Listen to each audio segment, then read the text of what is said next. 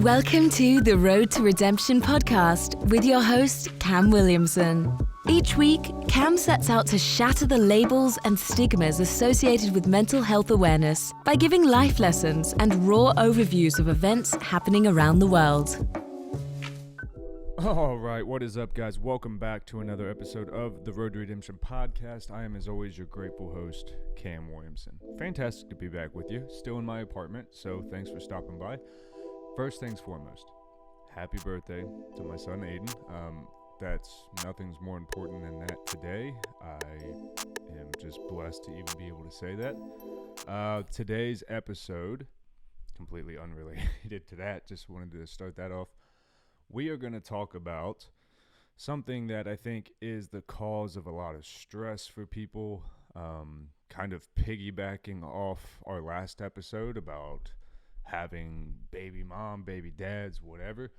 We're going to talk about dealing with people who lie, dealing with people who manipulate, dealing with people who see the world through their own unique scope of reality, so that way it always fits the narrative that they're trying to play or work out or whatever.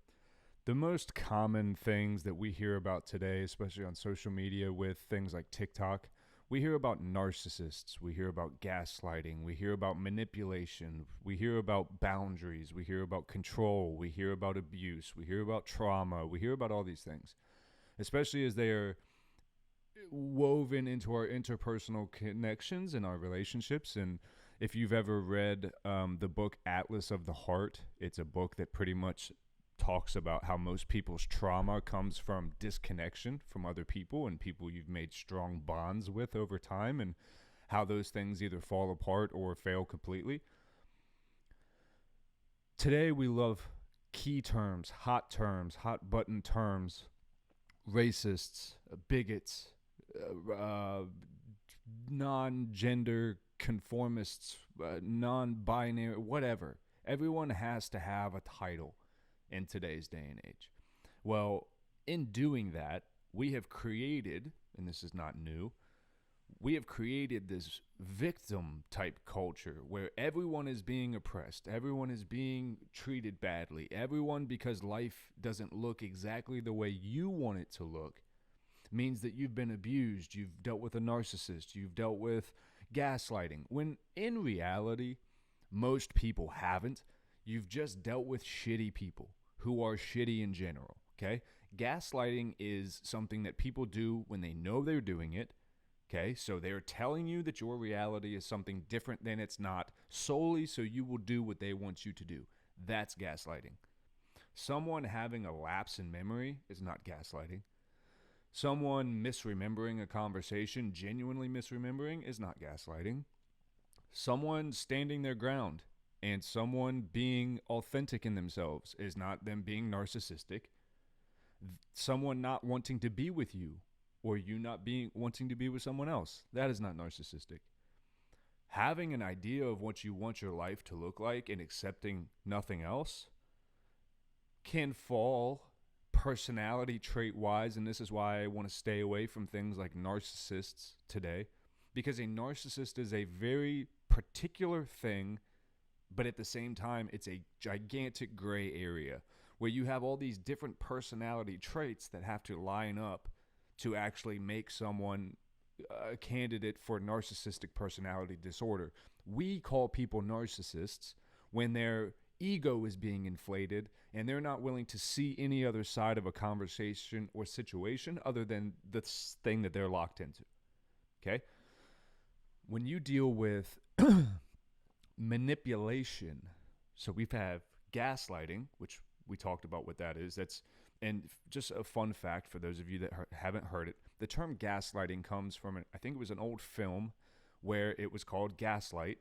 And the whole point of the film was there was a man and a woman living in a small cabin or something, and he was convincing her that this gaslight had been turned off or on or whatever it was. He had it off, and he was saying, no, the light is on. You can see. There's light everywhere. You can see. And she's going, no, I can't. There's no light here.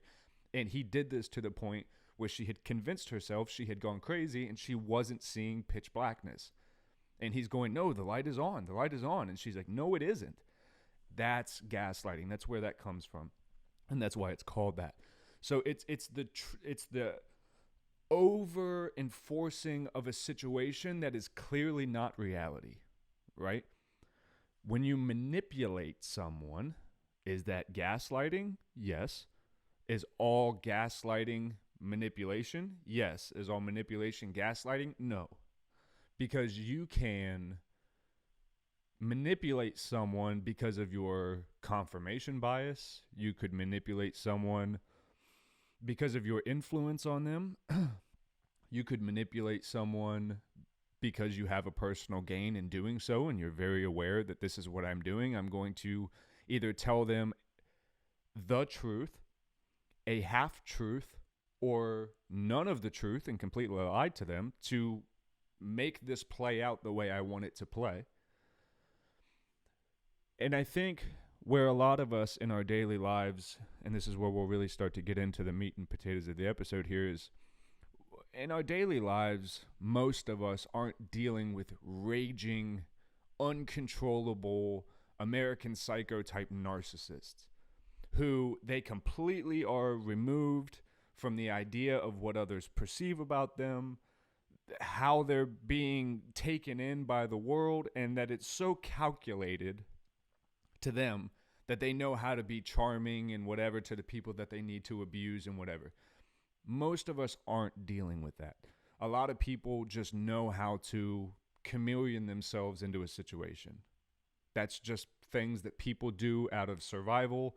People do it out of confidence issues. There's a lot of reasons that people can seemingly jump into different versions of themselves to kind of be more appealing, right? The biggest stress that we fall into is when you have to deal with people who just don't choose, one, to be honest. Not being honest is something that ruins a relationship faster than anything else. When people start lying, when people, and this isn't just romantic relationships, friendships, parental, sibling, friendships, whatever it is, if you have to lie to someone, that means you can't be authentic with them. If you can't be authentic with them, there's a reason. You're either afraid that who you really are, they wouldn't like that, and you have this deep sense of fear of rejection and abandonment that forces you to kind of chameleon yourself to whatever anyone wants you to be, and I was that for a long time in my life. But you manipulate people when you do that. You don't do it intentionally, but you sell a version of yourself that's not necessarily genuine, right? So then when you're doing that, you're ultimately and indirectly causing them to do that, because you're causing people to vibe off what you're giving them. And if you're not giving them true, authentic communication, this is what I want, this is how I think, this is how I feel, and you're kind of in a moment by moment situation, blending your own morals into, I kind of think this, I kind of think that, my religious beliefs are this, but my real wholehearted beliefs are that. Then you get into this thing where you're living almost a half life within yourself. Then you're expected to go and deal with other people. And we see this all the time. People don't know who they are. Most of us don't know who we are, really. And then we get involved with other people, and then we start making plans and promises, and we see life to be a certain way. Well, outside of severe mental health challenges, most of us don't wake up one day and just go, oh, I don't want this life anymore. Things happen. People change. Communication breaks down. Trust breaks down.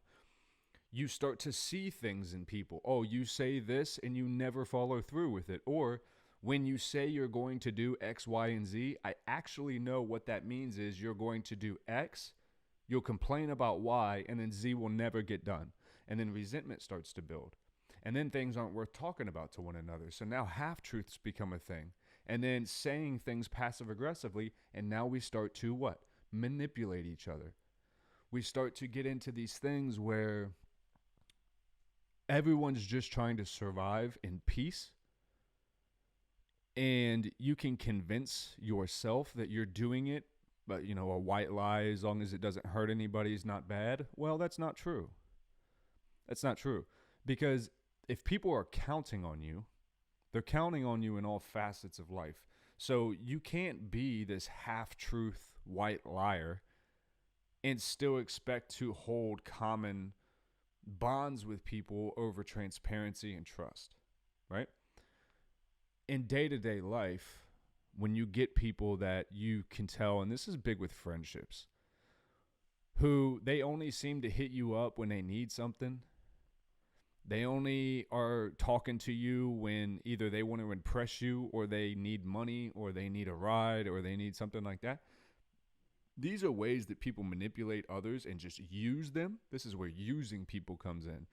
You become a scapegoat for people's bullshit, and you get this has happened to me in large spans of my life because of my life actions and the things that I've done that are stupid in my life.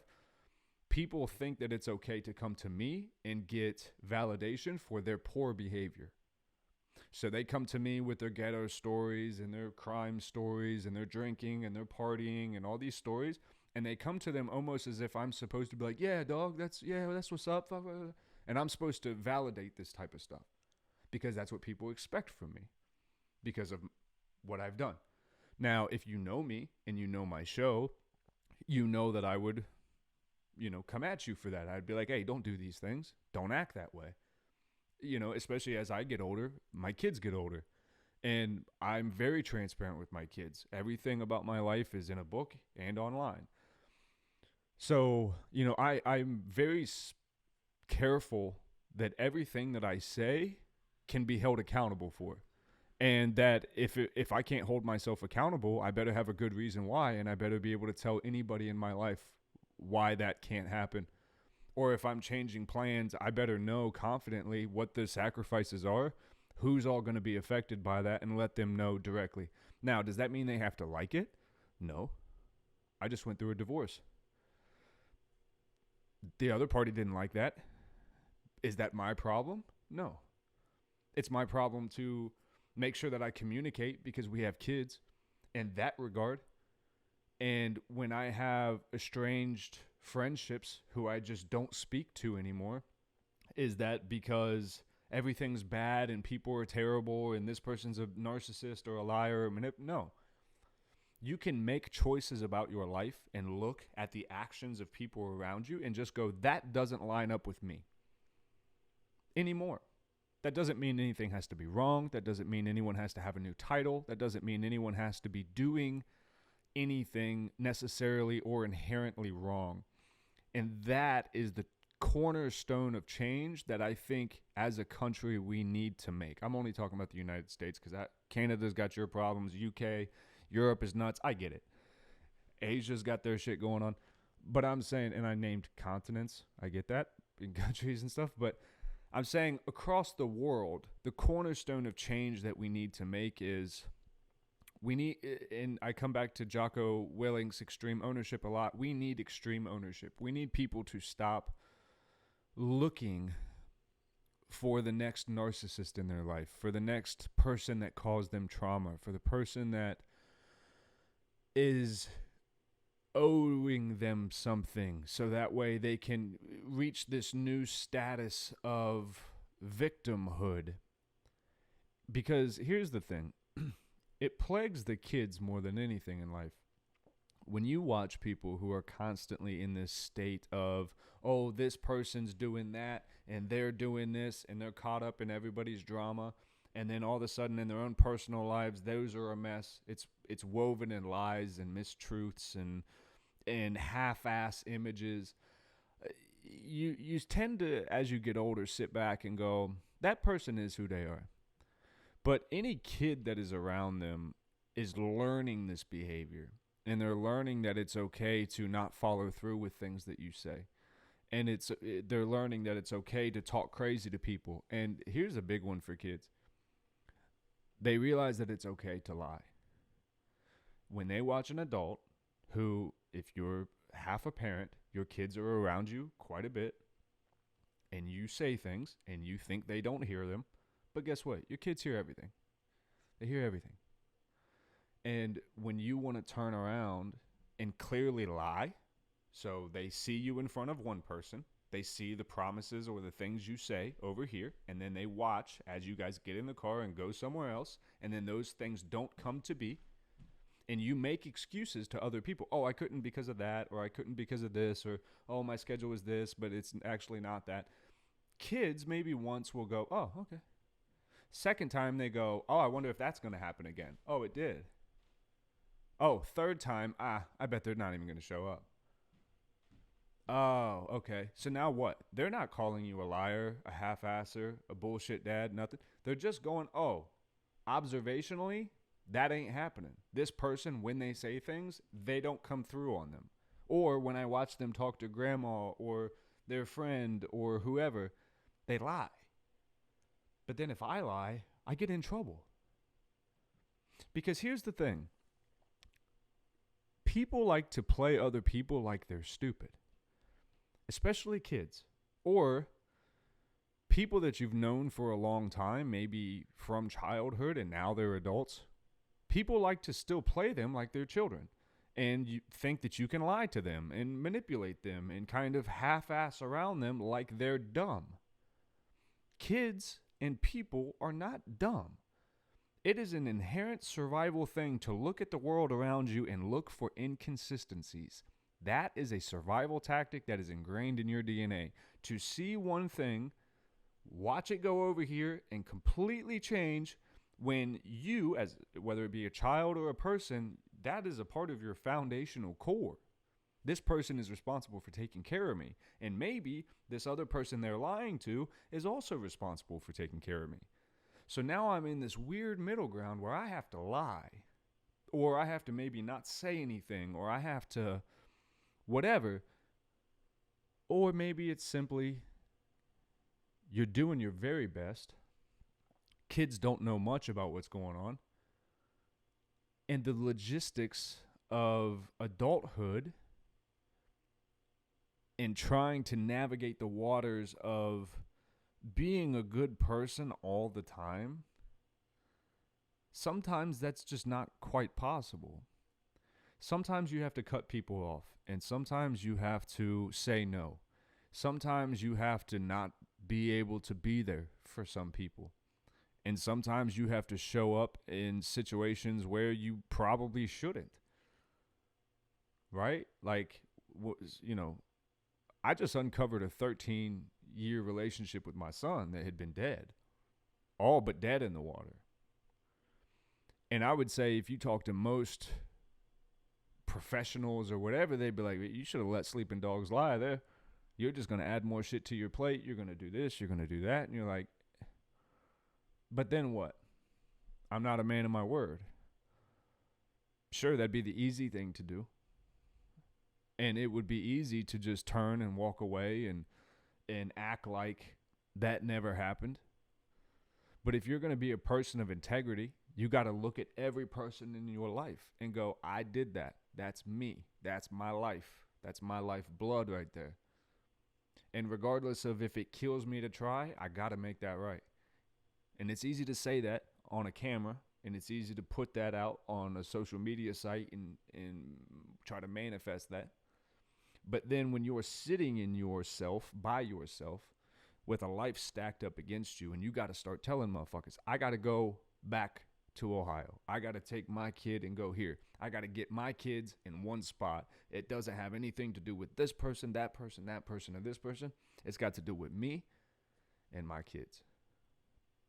And outside of that, in that bubble of being honest and transparent with them and telling them all the good and bad things about me and when I will be able to be there and when I won't, and why, whether it's because I just simply can't afford to, or, I'm with your brother or your sister or whatever. These are the things you teach kids at a very young age, where you go, life is not always going to be grand. You're not going to make it to every party. You're not going to make it to every Christmas for every kid. You're not going to buy the best toy every single year. You're not going to be the best all the time. You're not going to make it to every recital, baseball game. You're just not. But what you can do is be honest. And what you can do is not lie. And what you can do is just be very transparent. And that's why I've always believed very much in the power of your own personal brand. Because when you go and work for someone else and you go and buy into a corporation or you become a pog in the machine again, you have to start dampening yourself because now you have a boss that's telling you when you have to be and where. And now you have a deadline that you have to meet, even though now you got a kid over here that's really begging for your time. Well, that's tough, man, because people got to eat. And kids need to feel love. And in this social structure we live in today, the parents making a bunch of money and sending them to the best school so they can go to the after school program and be in 10 different sports and never be around nobody that cares about them other than a coach or a kid with the same jersey they got on. That's cool for some developmental stuff, but I could just tell you, kids want to feel love. Kids want to chill. They want to hang out. And they want to do that because they want to learn about life. They learn about life on, the soccer fields and the softball fields or whatever. But they learn about life by being around the people who give them life, who provide for them, who show them, hey, this is our life. This is the house we live in. This is the food we eat. These are the things we do. This is the way we speak to one another. And then when you do that, I expect you to do that out there. I've had a few conversations with a few of my kids here in the past couple days where I understand your feeling. I understand you're a teenager. Then you feel a lot of ways, or you're getting to be of those ages. You feel like you have this anger, you have this whatever, and you want to pop off at your mouth. That's fine. I respect that. However, you popping off at your mouth, you can do that. And you can say mean, nasty, hateful shit. And you could be rugged and tough and ghetto, and you can do all these things. You can. Hey, I'm not telling you can't. It's the same thing as an alcoholic with a drink or a heroin addict with a pipe or a spoon or whatever. Can you do that? Yes, you can. You can. Should you do that? No. Are you going to listen to me? Probably not, and that's also completely on you. Here's the thing, though, and this whether it goes for your kids, your romantic relationships, your friends, your parents, whoever, anyone you have a relationship with. We are having this honest dialogue. This is what I think you're about to do. This is what you're doing. This is what's currently going on. I'm not judging you for that. That's very important. But if you do that, I'm either going to come for that ass, you're going to get grounded, we will not speak anymore, whatever the thing is, and this isn't a thing to give people ultimatums. This is when you've been very direct with people. This is what I expect from you in this situation. You can go do whatever you want. I would advise you not to, in your best interest, but you have every right in the world to listen to me or don't. That's how I manage things, especially with my kids. I'm not a detention guard anymore. I'm not in the law enforcement field anymore. I don't need to control little people. I don't need to control big people. I have no interest in having people be a certain way to be around me. I just want people who are around me to love me. I love them, and we all love each other. And I expect direct and honest communication. Why? Because everyone has their own individual lives going on. We're intermingled in some ways we're not. Everyone should have their own personal life, including your kids. They have a right to privacy. They have a right to not tell you shit. Even if you know for a fact that they're going to school, saying fuck, shit, ass, and smoking a cigarette out back, right? Even if you know that's what they're doing. Here's the thing. They're going to do it. They're going to do it whether you give them hell about it or not. So if you know someone is already doing something, if you know that you're being lied to, you know you're being manipulated, this is a very important lesson. To then just pop off and be like, I know what you're doing, and become very accusational and very, I know this is what you've done as an infringement upon me, you're going to lose on that every time. Because that person is doing what they want to do and what they've chosen to do. So guess what? You were not an afterthought when they chose to do it. So you're not going to be next time. So all you're trying to do is keep yourself attached to a situation that's not thinking about you at all. That's your ego. That's where you start to manipulate and you start to control and you start to whatever. Am I saying let your kids run around and be crazy? No. You handle your business. You make sure you know where your kids are and what they're doing. But like I've told a few people recently, you think I don't know that you go out to school and say this and do that when I'm not around, or, whatever. Now, do I know you're doing that? Yes. Is that your ass if you come around here doing it? Yes. So there is this duality of life, especially as people start to get older, where you go, no, you get to do you.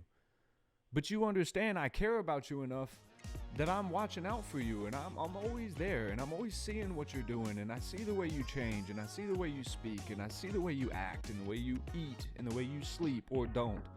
And I've just tried to tell you, man, these things weren't working out for you.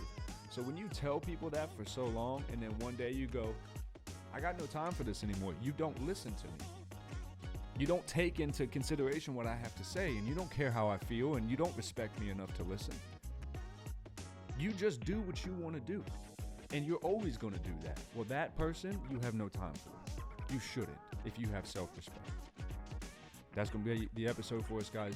Go ahead and thumbs up the video. Like it if you made it this far. For sure if you made it this far, because it's been a long one. Hit the subscribe button.